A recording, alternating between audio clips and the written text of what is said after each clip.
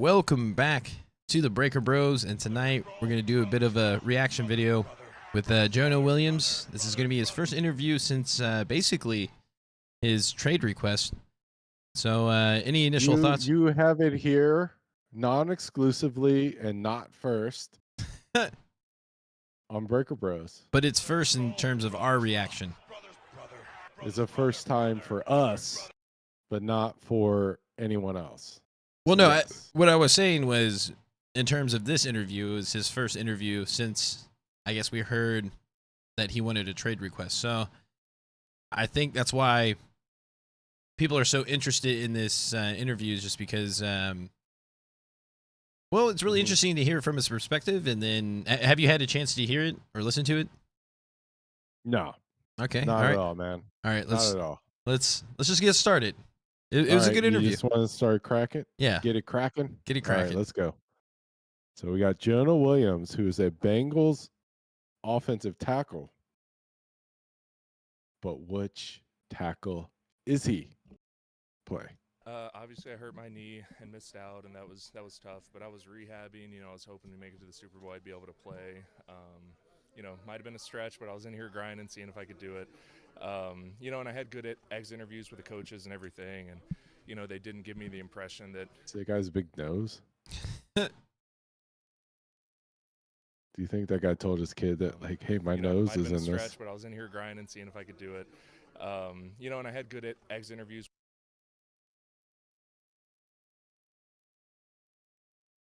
What are you looking at? See that? His that nose? Guy's nose. Yeah. You talking about Jonah? Nose is. No, not Jonah. The guy to the right. Literally, there's an interview, and then off to the right is just a nose. You can't really see it in the screen though. That's the thing. Oh, okay. Yeah. All I see is a nose. Trust me, people. Off to the right, there's a nose, but you can't see it. Back to the action. With the coaches and everything, and they can you turn it up a little bit? That anything was going to change. Maybe. Oh, there you go. Volume. Perfect. So in my mind, I was like, okay, I'm going to go out to California. Is that better? Yeah. California, rehab my knee, have my baby girl, and baby girl, come back and play. So that's what I was working. Like that's the. Can you pause real quick? I'm not gonna lie, that's pretty impressive. I didn't know he was pregnant and played the whole season while he was while he had a girl. No, I'm just kidding. He just said that's kind of mean, dude. No, it's just the way he said it. But I get what he's saying. It's just I think he's just trying to get. He's supporting his family. No. Man. I get what he's saying and what he's trying to do, because I think he's just trying to set it up to, he felt kind of blindsided, or I guess because he said he had good exit interviews and he was heading. I think he's trying to generate sympathy. He's like, look, man, I had my exit interview. I was going to play in the Super Bowl hurt. I had a daughter, right? Yeah. Right? We're like, yeah, we like you, Jonah. Seem like a good dude, right? You're going to play in the Super Bowl hurt, family man, good exit interviews. Yeah, we're with you, right? Well, that, and he had it in his mind that he was getting ready to rehab, and he said he went to California, so it was like hurt knee. Yeah. Great setup. Yeah. Okay. Nothing bad could happen, right? And yeah, so look, can you see that lady off to the left? No, nobody can see the lady off to the left except for me. Okay, she's bought in. So far, it's working. The main issue for me was the way that I found out, the way the communication happened. Okay. Look at his eyes. Shut up, dummy. He's doing the deception. I mean, I feel like whatever comes after this in my head, in my very unscientific way of looking at this, is a very calculated, deceptive type statement. Okay. Well, I don't know if you can really see where he's looking towards, but I feel like This is where I kind of understand where he's coming from because it's You're just, being deceptive now too. huh? No, No, I'm just saying, you're trying doing the to. high things too, man. Yeah, but that's just the way I'm trying to collect my thoughts because it's like yeah, because you're trying to be deceptive. about what? About how I really feel? I don't know. But no, he's saying the Mhm. biggest thing for him was that he didn't like how they approached it, basically because there was no communication. I think that's a lie. I think the biggest thing for him is that he's not the left tackle anymore. Okay, well, And it sucks to have someone say, "Hey, we found someone who does what you do, only they do it better." right. And you're not doing that anymore because they're better than you.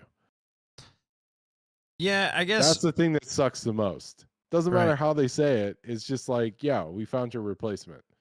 It would be one thing if he was considered like elite left tackle. That I mean, first of all, if it was that, then we wouldn't obviously be trying to replace him. But at the same time, I think that's kind of like sensitive information because, like, if you're the Bengals front office and you have a chance to get him at a very reasonable price, like, Him is uh, Orlando Brown. yeah, Orlando Brown Jr. Sorry, but because the thing is that if he gets out, like, say if they try to communicate to Jonah and somehow he tells someone else, and and say the Chiefs figure out that the Bengals were in at a very reasonable price, why wouldn't they? Like, you know what I mean? Like, that's not what I'm information you're getting gonna at. tell the left That's tackle. Like, the worst part is not the manner in which it was communicated. Because if they secretly got an elite right tackle and replaced someone else, he would not be upset, regardless of how it was communicated. The thing that's most upsetting is that they're saying, "Hey, we found someone we like better than you, and you're not. You lost your job, and we are demoting you." no, I get that, but Just saying, that's the worst part. well, I think he's just trying to feeling of blindsided. So or like he's trying to explain that he felt blindsided, which makes sense. But at the same Yeah. time, like, Yeah, I don't think his 'cause he play plays the necessarily blind warrant side. them to have that open communication because, like, he was definitely upgradable, right? So, like, I don't know how he could have, like, because first of all, it's the NFL, so, like, it's going to be very cutthroat. Like, they know that. Everyone in the NFL knows how cutthroat it is. So, like, Mm-hmm. so I agree to a certain extent to what you're saying because anyone would be like that. It's kind of like a bit of an ego Yeah, thing. and anybody would be like that. Anybody. yeah, it's reasonable. It's not. I mean, if they blindsided you and told you that you still have your job, but they replaced anybody else on the team, you would be like, "Yeah, But the that's thing hey, is, NFL's a business. We're just trying to get better." But they're but like, "Oh no, you misunderstood. We replaced you." They'd be like, "What? No, not me." yeah, but Right? I think the whole thing with Orlando Brown Jr. was kind of a spur of a moment thing because even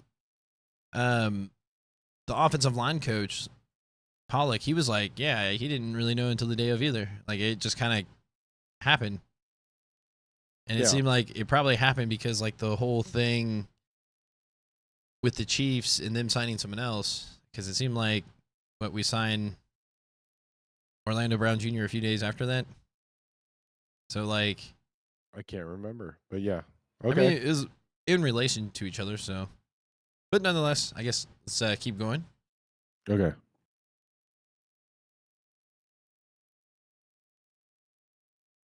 Okay. It's not doing it. Boom. Because I'm sitting on my couch, my fiance's 40 weeks pregnant. Her due date was in, I want to say, like 3 days. And, I'm rehabbing my knee and all that stuff. And, I found out that we signed Orlando on my phone on Apple News. And I actually had a teammate text me before, and he was like, "Hey, have the Bengals talked to you?" And I was like, no, I don't, I feel like that was probably Joe Burrow. Meet your next pillow. Why do we make our pillow in the shape of a cube? I'll tell you. The problem with pillows is that you're trying to fit a round peg. And so I found out on Apple News. We're going to go back to the And pillows later. So then, the following day, my agent was calling the front office trying to get a hold of someone. And, we just, I know. And he just never got a hold of anyone, and no one responded to us. And I just didn't know what was going on, and I just wanted to hear it from them. And you know, the frustrating thing is that I still haven't heard anything back. We had a request to trade via text, and that's just like, you know, I felt that I've started 47 games, 37 straight, and I felt that if it were communicated, hey, you know, we have the opportunity to sign this guy and we like him, you know, we want you to bump over and play right tackle, I would have, you know, He's saying, I don't think he said that he's not going to be like salty about it in a certain way, but I think he said he would have been more receptive to like the whole situation.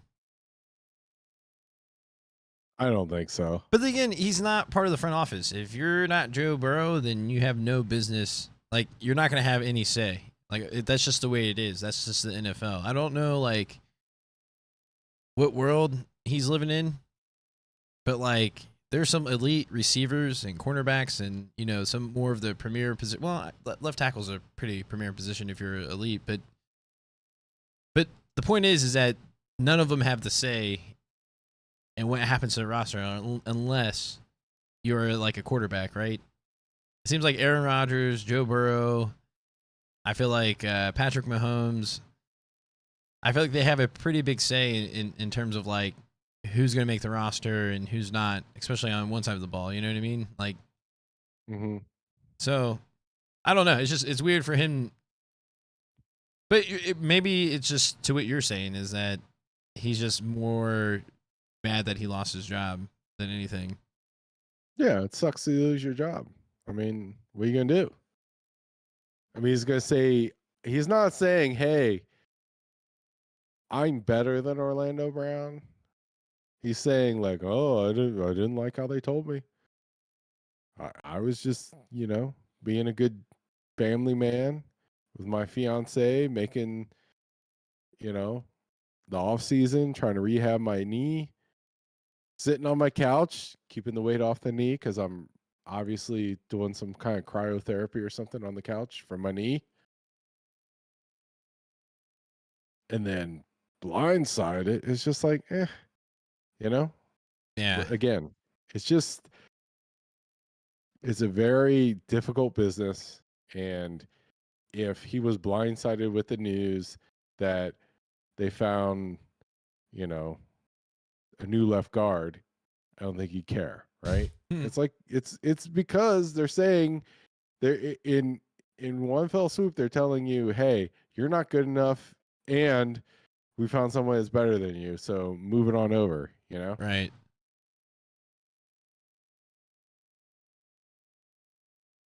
It sucks. Like it would be hard to hear, but I think in a couple of days it would have been like, okay, let's go, let's do it.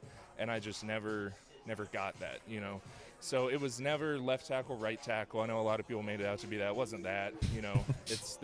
It is that because he's a left tackle. If they said they found a new right tackle, he'd be like, okay, yeah, whatever. Here's the thing. I tend to believe what he's saying. Sucks for LC, but let's go, right? It sucks. I don't know. I tend to believe what he's saying because I think the core message is that maybe if he gotten a heads up, because I think what he's trying to communicate is like, I've been loyal to them and like I've started a lot of games, even, you know, there's been some subpar performance, but then there's been some good games as well. And that's why I think he's going to be a really strong right tackle. But nonetheless, I do feel like what he's saying has some truth to it, has some weight to it. I disagree. I just do not feel bad for him at all. Well, I don't feel bad for him. You know what I mean? I don't feel bad for him. I'm not buying it at all. Like, either you're the best or someone's going to take your job. Right? I have a feeling because of all this, NFL. and I hope, and this is going to be good for all parties, is that he's actually going to ball out and have the best year that he can possibly have at right tackle. Yeah. I mean, I feel like it's gearing up to. It will be. It's a contract year. And if he plays well, then it's good for the Bengals. And in terms of Jonah Williams' bank account, it's going to show that he's healthy and versatile. Yeah. And he's going to get paid. If you ball out, that he can play right tackle, and also he can play left tackle. And if you're a team looking for a free agent tackle, you're going to sign him, right? And if he doesn't play well, then he's not going to get paid. That's just the NFL, right? Right? Get paid. Bills, y'all. There's 64 tackle spots in the league. To have any of them is a crazy, amazing opportunity that I'm super grateful, for the chance. So, plan is to play me at right tackle. I'm fired up to do it. Let's go. Let's go. Okay, so my knee. I think I'm going to be cleared. Here's soon. the thing. I feel great moving around. When he initially made the trade request, and it goes back to what he was saying initially, it felt like he didn't want to play right tackle. It was that whole left and right tackle, but he was trying to say he felt blindsided. But the fact that he says this and now he's saying he's ready to go, it makes me excited. But when he initially requested for the trade, it was a warning because it's like it made it seem like he didn't want to play for us and he wasn't willing to adjust, and it felt like he was being hard-headed. But now, like, kind of hearing from his side and hearing from his perspective, and I really do appreciate how, like, candid he is and how open, because it doesn't feel like the standard interview where people just say, like, a lot of cliche stuff and they don't really open up. Even though I know you think he's lying or whatever, but I like the fact that he accepts it, and now it feels like he does want to ball out. And that's why I feel like this could be the year where this could potentially be his best year in terms of performance. Well, it's a contract year, and they backed him into a corner. So, well, at the end of the day, his cutthroat. performance. At the end of the day, his performance backed him up in a corner.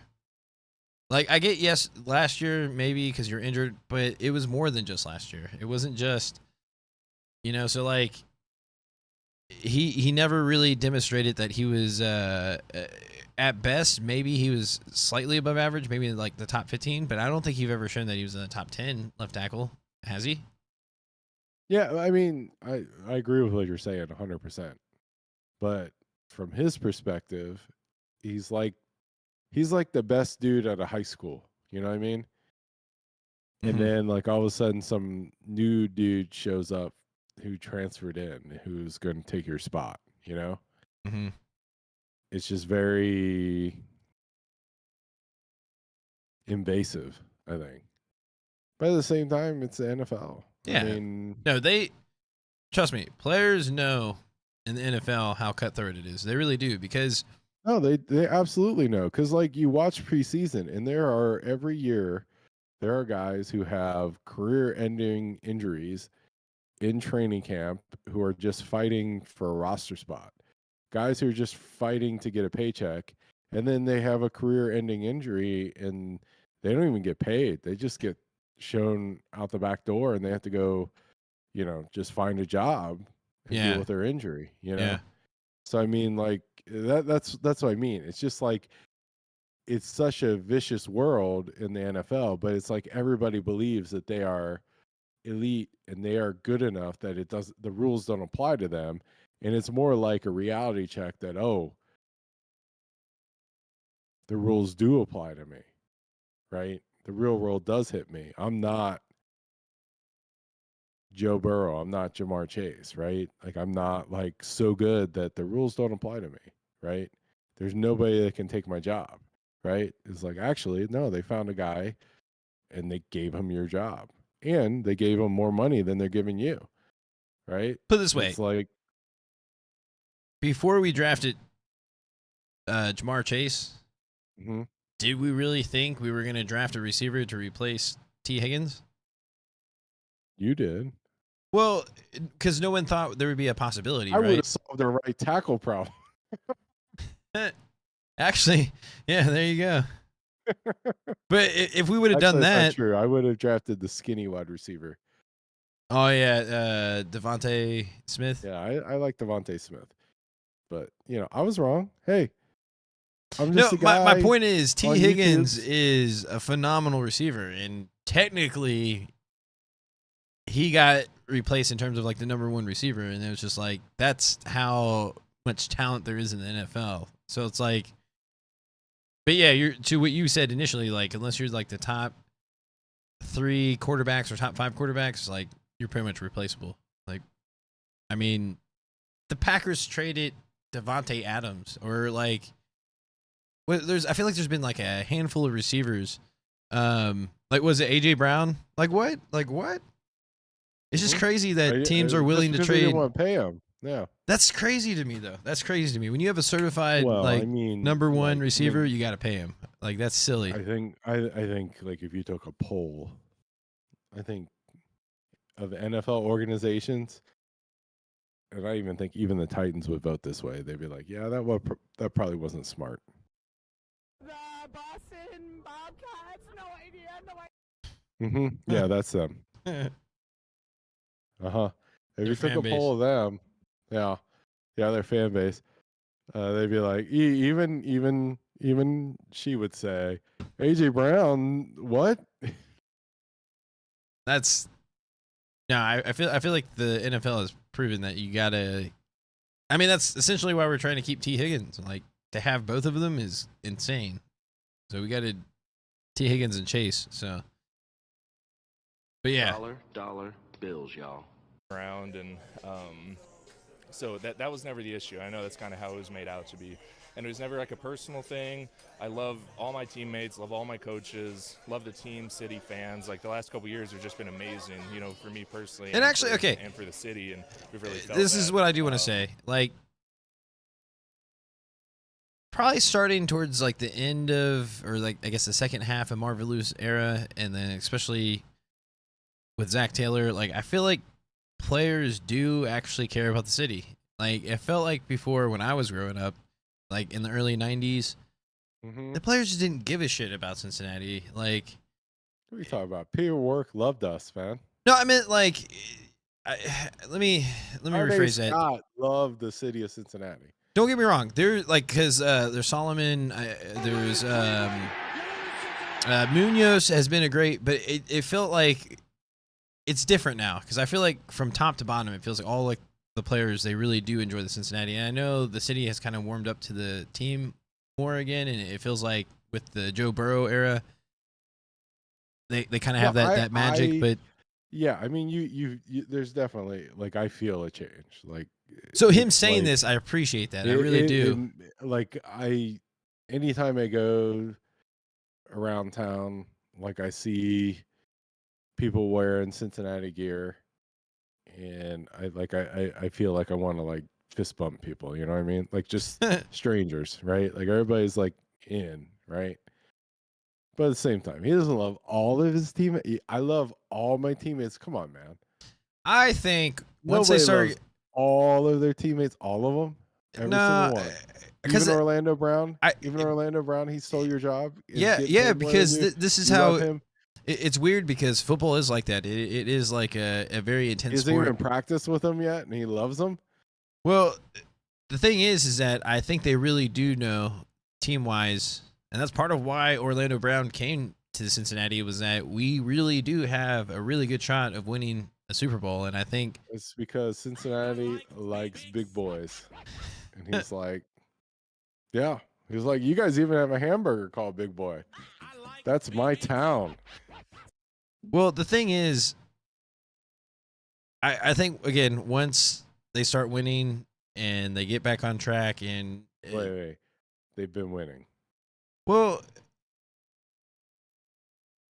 I feel like last year was such a rough start, and it was such a shock to the majority of people. I mean, you know, like myself, I was like 100% convinced that they were going to make it back to the AFC Championship game despite the 0-2 start. But some people like you were like, oh. Yeah, no, I mean, I feel like your loyalty was unwavering, and I felt like my loyalty was strong, but I was like I was in desperation mode. I'm pretty sure, and again, we're not 100% sure here because we're just doing this for fun, but I'm pretty sure we're the first 0-2 team to make it to the AFC Championship in a 17-game season. So I'm just going to throw it out there. Never been done until last year that a team starts 0-2 and make it to the AFC Championship. So I'm just putting that out there in a 17-game season. Wait. Do that again. There's never been an 0-2 team that has made it to an AFC Championship in a 17-game season. Mm-hmm. Yep. That's facts. Well, pretty sure that's facts. Mm-hmm. I'm more than pretty sure it's facts. Yeah. Oh, I mean, we got to trust that article was true too, right? Well, also, because that's where I'm getting my statistic from, was that we were reading that article that said that no 0-2 team has ever made it to the playoffs. And the fact that we made it to that's not what it said. What did it say?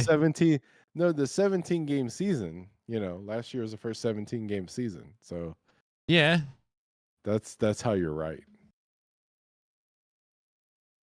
I'm pretty sure the thing was no 0-2 team made it to the playoffs too. No, it was 13%. But I think the thing is what they were saying, since the 17 game thing, there's been no team that made it to the playoffs. The 17 game thing was last year. Yeah, I know. That's why I'm saying it, because it's kind of funny, because it's only been like 3 years. That's really not like all funny. It's very funny. Anyways, back to the interview. So, yeah, that's most of the points I just wanted to clear up about it. I'm back now, mandatory mini camp. I'm going to be back day one of training camp, before day one of training camp, 100%, ready to grind, ready to roll, and I'm to grind. Where the team needs me. I mean, it took me a while to figure out what was going on, because I wasn't told, so it took a little bit of time. But like I said, I don't take playing in the NFL lightly. It's an amazing opportunity to play left tackle, right tackle. I do think his head is in the right space, though. Me and Cheetah, I like the fact that he's saying I that. think maybe there's. All right, is he going to play free safety? Well, we know he can in a pinch. I would like to see him at fullback. Yes. I'm not even kidding. No, that'd be fun. But that's the thing, though. Is he going to be better at right tackle than Lyle Collins? I think so. Well, here's the thing, though. I feel like the majority of the year he was playing hurt. I think something happened in spring training, like something to that regard, because I remember something happened, because everything was normal, and then all of a sudden he showed up on the injury report, and everyone's like, wait, what's going on? And he wasn't practicing. That's probably why he's pissed. He's like, look, I have no kneecaps. I'm like Hank Hill's dad. Got my kneecaps blown off in the war. It's horrible. And then you come and replace me. I'm playing with no kneecaps. That's what it is. You're talking about putting me at free safety, and I do it. I get burnt, but I do it. So, I take that super. I don't take it lightly, and I'm excited to contribute to an amazing team. What that made you change your tune? What that made you change your tune? I mean, I think that my tune was always that, I'm a competitor. I'm going to compete. I'm going to come play, and that's what I do. I've just been grinding in the training room, dude. I had my daughter a few days after all this went down, and my days. What's up? I can't see anything. No, so I had my daughter a couple days after, and I've just spent every day 2 hours a day training, doing rehab, getting my lift in 7 days a week, and then every other day I'm just with my daughter all day. And that's been the best thing that's ever happened to me in my life. Just to clarify. I've been working out 7 days a week. I got 3% body fat. All I do is work. It's come on, dude. Come on. 7 days a week. They said he showed a video of him 7 squatting days. 600 pounds, though. Yeah, I believe it. He's an NFL player. I mean, even take out the NFL. He started on the offensive line at the University of Alabama. Yeah, he squats 600 pounds. Of course he does. How could he not? Yeah, I don't know. What is the average NFL player squat? I feel like that's still a lot. I don't know. What do you squat? Nowhere close to that. But no, I feel like all the stuff that he went through, and I mean, how long has the off season been? 3 or 4 months? It can't be. Mm-hmm. Well, I guess it's probably been longer than that because I guess Super Bowl's in February, right? Yeah, but I mean, March, April, May, but he June, so starts it's 4 months. No, but it's when we're out of the playoffs. So like, he's not gonna wait till the Super Bowl to start his recovery. Well, it's whenever he gets the championship game, so it's like 4 months, right? Oh yeah, you're right. We did make it to the AFC Championship. I don't know. It felt like it's weird that you say that because I felt like we only made it to like the first round or Not something. the '90s, man. Bengals I know. played It's weird. Deep into January, bro. You're right. Yeah, I guess that's true. So, but still, my point is that it just doesn't seem like that was much time for him to be like already squatting 600 pounds. But I'm glad to hear it. I want to hear that. Imagine if he had kneecaps. He'd be squatting like 800 pounds. It's like 100 pounds a kneecap, man.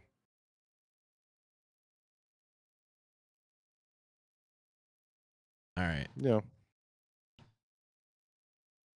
The funny thing is that like usually like fullbacks squat the most. So it's funny to see like fullbacks. Yes, fullbacks are good at squatting. Are you sure? I feel like defensive tackles would be the best squatters. Squat the most. No, defensive tackles are tall. Fullbacks are like 5'10", 5'11". I don't know. I mean, you might be right. I don't know. Comment down below. Tell us what you squat. Tell us what you squat. Yeah. Do you fullback? Or are you an offensive tackle or defensive tackle? Let's go. I hope every comment is over 600 pounds. I really do. Yeah, I feel like all of our subscribers squat at least 600 pounds. Yeah. So that's why we only have 100 subscribers because there's not many people that can do that. It's like all of our subscribers in the NFL. It makes sense. Subscribe. There's like a 600-pound barbell, and you got to squat that, and then you can clip subscribe. Yeah. So hey, Jonah, subscribe. You're in the club. You said you still hadn't heard from them, so you haven't had a talk with the organization? Not with anyone in the front office. You know, since then I've talked talking to you, Duke. Coach Zach. I've talked to Frank. Well, they're not going to talk to him, especially after he demanded a trade request a few days after the situation. So it's like you can't be like, I squat 600 pounds and I'm pissed, and none of those fuckers will talk to me. It's just like, dude, maybe because they're afraid of you. No, it's not that. It's like they're more like bitch please. That's how they feel. Like they're like, you work for us. We don't work for you. Like, yeah, but they act like that and they say that, but there's a little bit of a fear factor. Of what? No, him's gonna squat those 600 pounds on his neck. Jonah Williams of all people. Mm-hmm. Look at him. He's mad. I don't think he's like that. Like, they don't need to. I'm under contract. I'm gonna show up. I'm gonna play my ass off. I'm gonna grind. That's what I do. So I get it, but still disappointed then that they wouldn't just meet with you. Because again, like Jesse Bates, that's all I wanted was communication and conversation. Considered it like a top tier safety. Pretty much got like the cold shoulder. So like, I don't know. It seems weird that he would think that like he was gonna get some type of special treatment. Like they're gonna be like, hey Jonah, we're gonna look to replace you. We don't know how you're gonna feel about this, but this is what we're gonna do. Yeah, because he thought he was better than Jesse Bates. Who, Jonah? Yeah. No. He did? Not like relative position value. There's no way he could reasonably like think that. I think that every player in the NFL thinks that they are the best player. Because, I mean, to a certain extent, that is true because it is like the top 1% of 1%. Because you have to believe that or else you can't play in the But NFL. in terms of relativity, like, based on their peers, like, yeah, seriously, there's no way, like, he can see that he's on Jesse Bates' level, you know what I mean? Like, within their position level. There's no way. Because Jesse Bates is a consensus, like, people think he's elite. How many people are going to say that Jonah is elite? And don't get me wrong, like, I'm a Jonah fan, especially, I'm even more of a Jonah fan after this. But, I mean, to be fair, isn't Jonah Williams making more money than Jesse Bates? No. Jonah's only making $12 million, I think. And then I think Jesse Bates is making like 15 or 17 million. Yeah, no, he's making 15. I think He's Orlando 15, Brown Jr. and Jesse Bates basically have the same contract. He's like rookie contract still. Not technically. He's in his 5th-year option.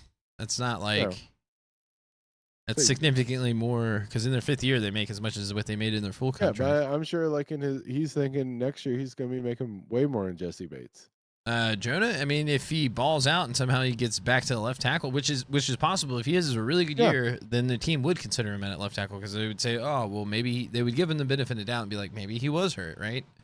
That's just how the NFL works. But that's what I'm saying though. In his head, and I think that like in order to be in the NFL, you have to think like this. Is that he's like, yeah, I'm an elite dude. For the NFL. I think you have to have that mentality that you can get there, but you also have to have like reality because in order for you to get to that position, you have to understand that you're not there yet. Because if he thinks he's already there, then we're screwed because he's not going to get better than where he is, right? So I agree to what you're saying, but there has to be a reality element saying like, hey, I'm not there yet, but this is what I can do to get there, and I can get there. Like I agree with what you're saying, but there also has to be like he can't realistically say like he's on Jesse Bates' level within his position. There's no way. To be fair, he did not compare himself to Jesse Bates. No. I mean, you're suggesting that that's how he feels about himself, but I'm just saying realistically. No, he has to feel that he's elite. He can be elite. He can't play. He can be elite. Play. But yeah, I'm sure he thinks that there's some kind of mitigating circumstances, right? Like, hey, I was hurt. If they would have let me take 2 weeks off, I would have been good and I would have continued to play elite. And I sacrificed my body to keep Burrow right, and to that point, and then they're that like, was "Hey, that was pretty badass of him." And he's like, "Yeah, but I'm hurt. Like you can't compare hurt me to like healthy me." It's rough because it's damn if you do, damn if you don't. But yeah, it's tough because I do respect the fact that he'd be willing because there's a lot of people that wouldn't do that either. So like. To me, it's kind of 50-50, and it's always on the player. And I feel like see. So I think that's what it is. I think that's what it is. It's like he played hurt, and then they look at the film, and he's like, "Oh, well, we found somebody that's better than you." And he's like, "But I was hurt."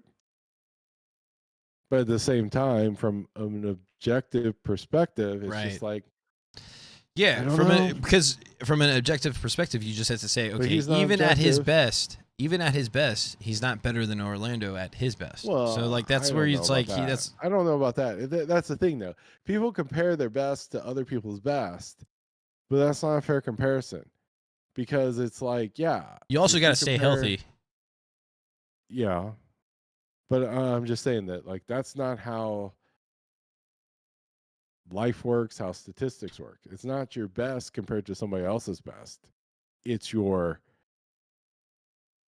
results. What do you produce every single time, right? It's more like in the NFL is like, what have you done for me lately? It's never what have you done for me in the past, right? It's always what can you do for me now, I guess. Yeah. So it's a tough position, but then again, that's why they get paid millions and millions of dollars. So yeah, and to be fair, I would have tried to replace him last year. So moving on. Never happened, but there's so many things to me like that matter, that are important about this team and my teammates and in my personal life with my family. That it's just like I can move past those. How important were those talks with coaches and your teammates, considering you haven't heard from them? It meant a lot, and I just have such a good relationship. I've been here, this is year 5 for me, and I've been here longer than almost anyone except for like TB and Sam and a couple of those guys. And so the organization, the city, everything's meant a lot to me. So that's why it hurt so much when I felt like it was like I wanted to have that conversation. And that's what led to everything that went down. So, yeah. What have your initial conversations with Orlando been like? Really good, He's a great guy, great player, and I'd always talk to him after he played the Chiefs. I like to have that kind of tackle camaraderie around the league. See, that's the thing I like about the Bengals is it feels like they do bring in good character guys because I see like I like both of them. Like every time I see an Orlando Brown Jr. interview, I like him more, and then like when I hear Jonah Williams talk, I like him more. Like they just seem like genuine good guys. I mean, it sucks because like one guy's losing their starting position, or I guess the premier position, but I don't know. I just personally, I think they're cool people or cool dudes. Yeah, I mean, generally, I think offensive linemen are like really likable dudes. It seemed like that, because even like Anthony Munoz has that charisma, kind of like Orlando Brown Jr. has. You know what I mean? Like, I'm not sure if you've seen because ultimately they're like protectors. Yeah. You know? Yeah. There is, because even Willie Anderson's kind of like that. Yeah. He's very nice and like protect his shit. I mean, yeah. I mean, offensive linemen. I mean, you know how we are around here. You know what we like. I mean, we just like the big boys. Well, I mean, and in particular, we like the offensive linemen. Yeah. Right? Yeah. We're an offensive lineman proud here. Great player, so we've had good conversations. It was never personal, had nothing to do with him. Is there ever a moment where you thought you might get traded? There were, like since we weren't granted permission to seek a trade, we couldn't talk to any teams, so I don't know any specifics, but you hear things in the rumor mill, so I thought it could have happened, and, that would have just been, I'd go do what I do somewhere else, but here, I'm here, and, it's great. I'm here, and there's nothing I can do about it, and have a lot of great relationships with people, so, it's worked out fine. You played the right side as a freshman at Alabama. Do you anticipate that this should be a relatively smooth move from left to right? I'm going to make it one. Whether it is or isn't, I'm going to make it one. I'm going to be out there every day doing sets. And then, I think I'll have about a month before training camp of being cleared. And then I'll have all of training camp to get acclimated and get moving there. So whether it's smooth or not, it doesn't matter because I'm going to do it. What would you see as the biggest adjustment switching sides? No, that's some truth. He's determined. No, he's gonna make some money. No, I'm just saying, like if he goes and plays right tackle, well, one, if he wins the job, and two, if he plays all year and he plays well, he might make more money than Orlando Brown.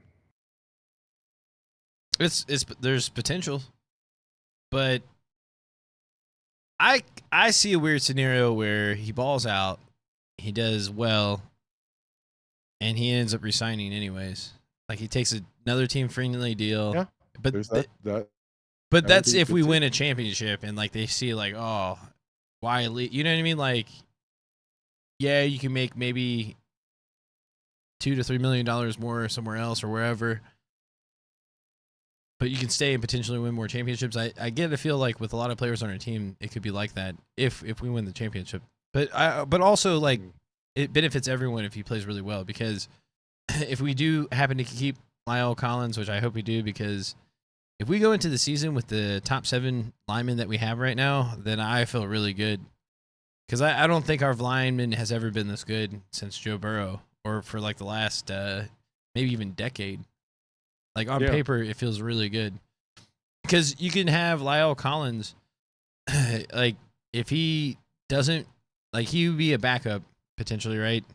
And he could be potentially the starting guard when he gets fully healthy, where he could be a swing guard. I want to see a Lyle Collins at left. I would love to see him at left guard. Yeah, I want to see like our 750-pound left side of the offensive line. I would love to see him at left guard, and then we bring in Volson as like an extra tackle.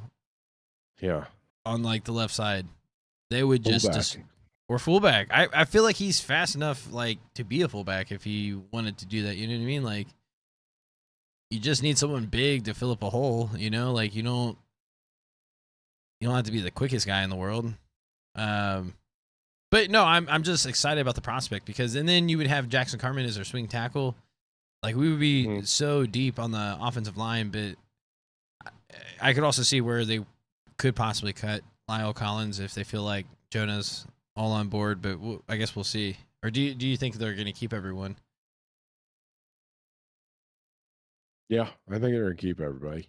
I would think they would want to, because they just seen the last couple of years where a few people get hurt on the line, or if you don't have those starting quality linemen, we lose the Super Bowl, or we don't make it to the Super Bowl. So it's like, yeah, he's worth to have that insurance.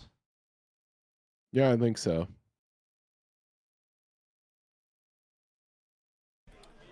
It's just, you know, I played left tackle for 6 whole seasons. Like, it feels, everything there feels natural to me. I've just done it so much. So I have to just retrain everything. But this is my job. Like I said, I'm a dad, and I'm going to take sets every single day. That's my plan for the next, you know, however long. So I'll be ready to go. Is the way that kind of things went down this time around, once the contract's up, is that something you'll keep in mind moving forward? I mean, how much is this now playing into the long-term relationship between you and the franchise? Yeah, I mean, it will absolutely. I wouldn't want to be a sports reporter. This seems like a terrible job. Why? Hey! Remember the time when they said you weren't good enough to do your job? How'd that make you feel? You know, lame. Really, like, have a Yeah, because I think sometimes when you're a reporter, you're kind of impersonal because you just see everything as text. You know what I mean? Because it's more about the story rather than you're talking to a human being.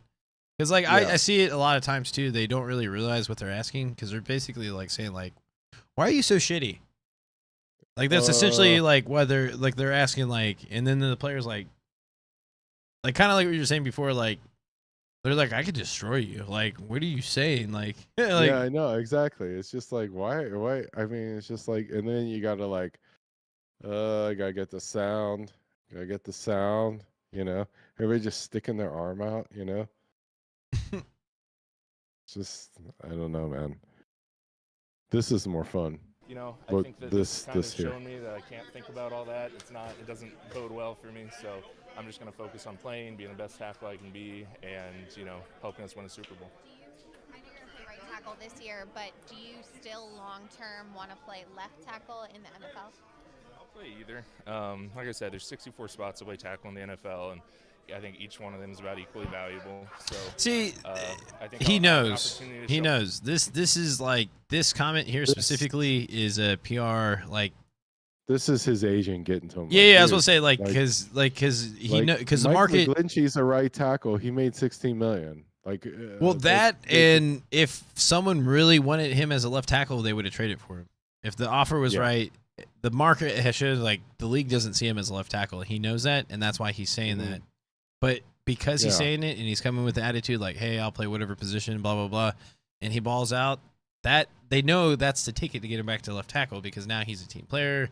They're going to give him the benefit of the doubt. But I mean, I think this is honest. Or he could just be a high-paid right tackle, which is like $16 million. Like, I don't care. I'll play guard if you want to play me $15 million a year. Yeah, whatever. Well, I mean, if you want me to be the first $15 million a year center, I'll do that too. He's just like, I'm a good player. I want to get paid. Left tackle, right tackle, doesn't matter. I'm making $13 million this year. I want to make 16. But I like it. I like it. He's saying the right stuff. Orlando Brown's making. I want to make $150,000 more than him. And if you want me to be your punter, I'll do that. But I want $16.25 million a year. Right? I appreciate Orlando Brown Jr. because I feel like he could have gotten more, but I also think he came here because he also wants to win too. I think that's also important. Yeah, we got the Pied Piper at quarterback. Show my versatility. I've shown that I can play left. I'm going to show that I can play right. And versatility. I think that'll bode well for me. Zach has talked about it being a competition at right tackle. Has he relayed that to you? And if so, what's your reaction to that? Because you're transitioning to that position. Yeah, I mean, I think every position is a competition, you know, and I don't look at it that way. It's a competition with myself, really. Like, I'm not saying it's not a competition with other people, but in my mind, the way I approach it every single day is it's just, am I better than I was yesterday? Is my knee better than it was yesterday? And, you know, how it's been the last however many months it's been that way. I can check that box every day, and I'm just going to keep doing that all year. As a freshman in college, have you ever taken any sets or anything at right tackle since then, just to kind of – no? No, I haven't. You know how it is. I mean, like, you get so used to one side, and that's you kind of get stuck there. So, no, I haven't, but I have, you know, since I've been healthy enough to do it this offseason, I've done it, you know, just about every day. Okay, well, I'm excited. I'm glad he's saying the right things, and again, this feels like this is the best offensive line Joe Burrow's ever had, and probably the best offensive line we had as a Bengals team for like the last 10 years. It feels like, but I kind of feel like we said that last year, but it feels more realistic this year. It's completely different, dude. We're like, oh, we have too many tackles. Right now? Yeah, the problem is we have too many tackles. Right, yeah. Well, but the thing is, and 3 right tackles. Towards the end of last year, the offensive line was really starting to gel, and like, I wouldn't say like they were like considered like an elite or top 5 offensive line, but they were good enough to like get us to the Super Bowl if we had all like the majority of our starting line. But the fact that we lost 3 starters within like a span of 3 weeks was just crazy. That's why I think they'll ultimately keep Lyle Collins, because I think he's going to start the year on the PUP. Because you put him on the PUP and he misses half the season, then that's half of his salary. Because like he's already paid what was guaranteed. Yeah, and the remaining is, You don't think he's going to get cut? I don't think he's gonna like being on the PUP for like, or on the PUP, right?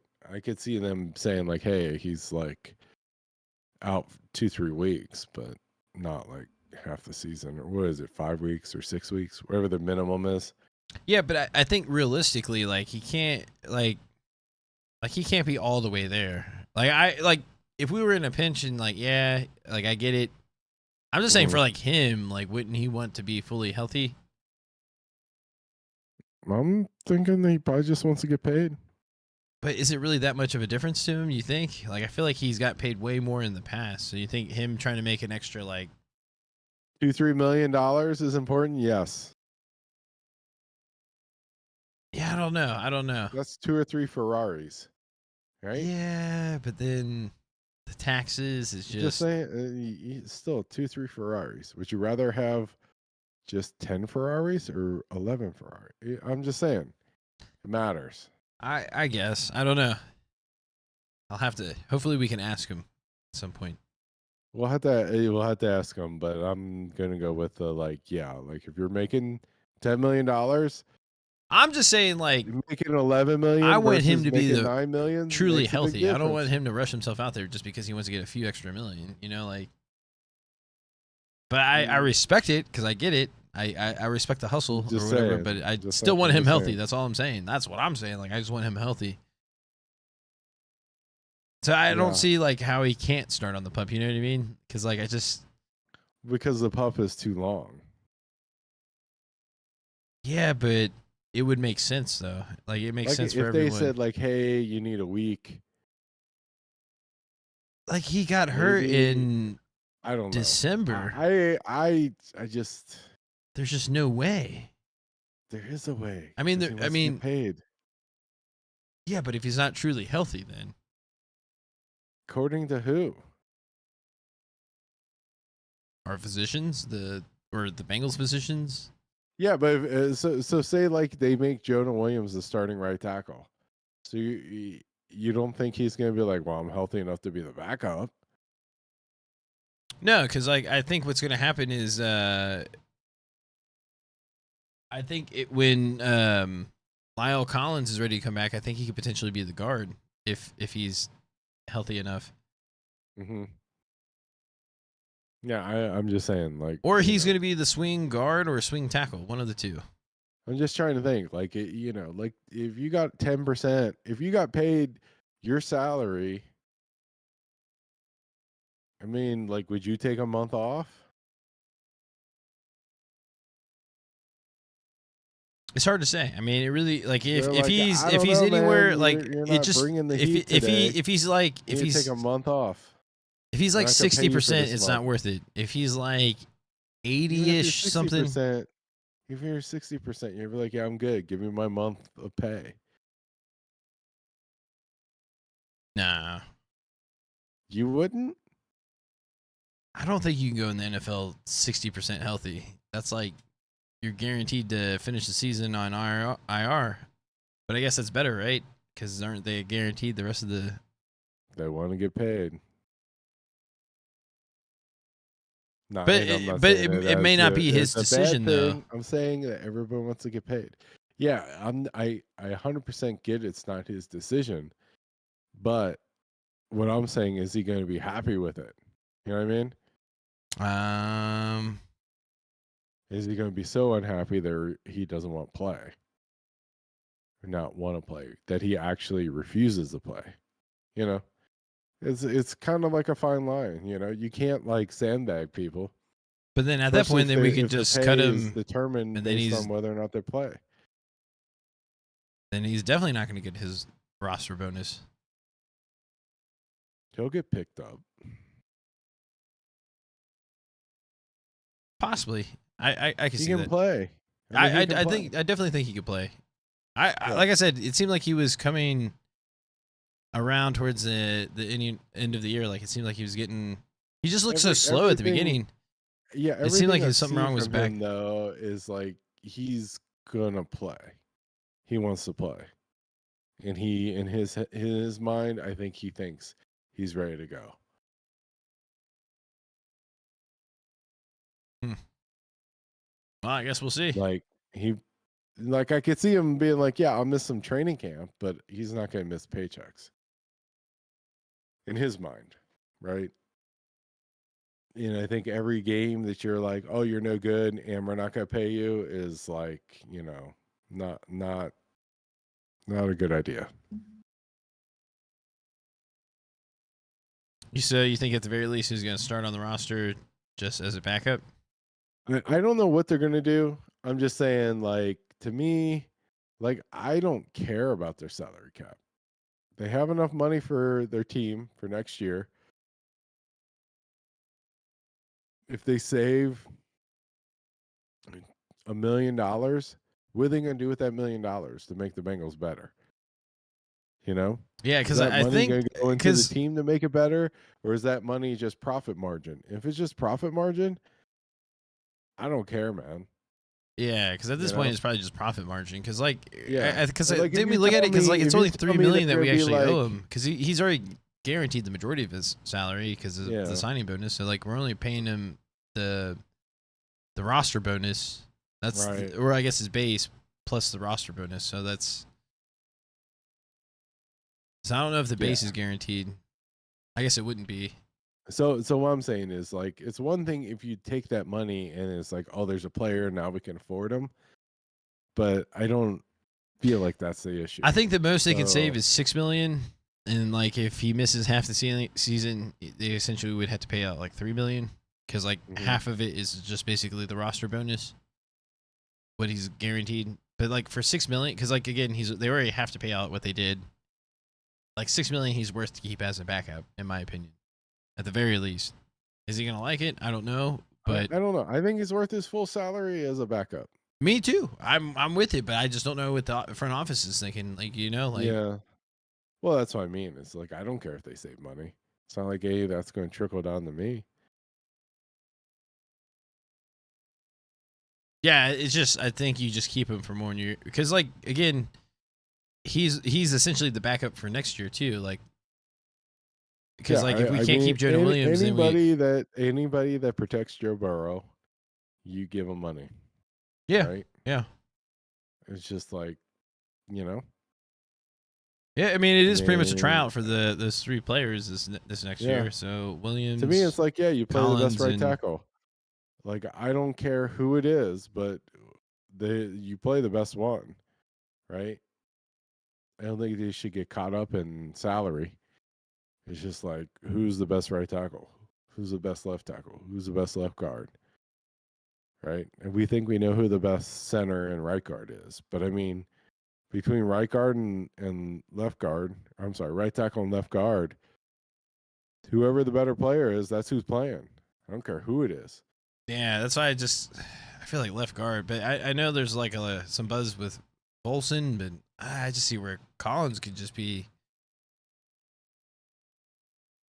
potentially an upgrade, but I guess we'll have to see if he's actually healthy.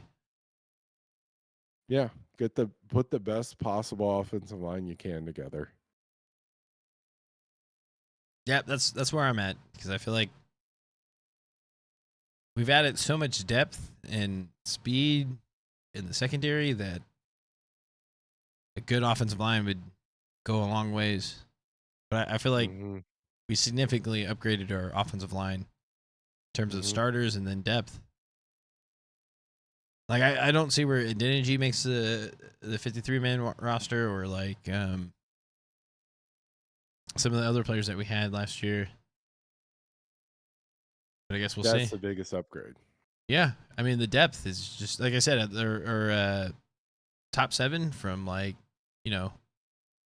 Orlando Brown Jr. down to Carmen. I feel pretty good. If Carmen's our swing tackle, and then, like I said, Collins is like basically the swing guard, that's a really strong offensive lineman. Or if Collins is a starter and then Volson's a swing guard, that's still pretty strong. I feel really good about that offensive line. Yeah, it's definitely when you make your best position better, or the most important position better, and everybody kind of slides around. I think it's a recipe for a successful season. All right, you got anything else? Nope, no, I think we got it. Sign off. Yep. All right. Catch you later, fellas. Peace. Peace.